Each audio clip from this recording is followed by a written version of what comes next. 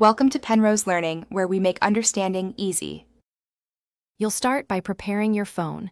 Check that Android and Google Play services are current because chat relies on them. Once done, sign into the Google account you'll use. This links contacts and conversations. Next, open Play Store, install or update Google Chat, and then tap the app to launch it. You're taking the first actionable steps now. Granting notification and storage permissions, when prompted so messages can sync and media can download without extra prompts. Once the app launches, let it access contacts and calendar so chat can show relevant people and room suggestions. That's why permission matters.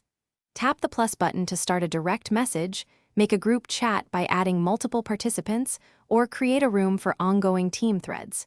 Make sure to name rooms and add topic descriptions so conversations stay organized.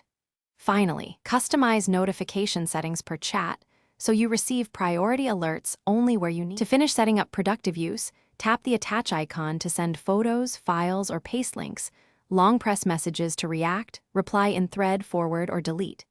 Pin frequent chats and mute noisy ones, and use the search bar with filters to find messages fast. If messages fail to sync, first check your network, then force stop the app, clear cache, and sign out and back in. If problems persist, update Play services or reinstall. That usually resolves lingering issues. Thanks for watching. If this was helpful, leave a like and consider subscribing. See you next time.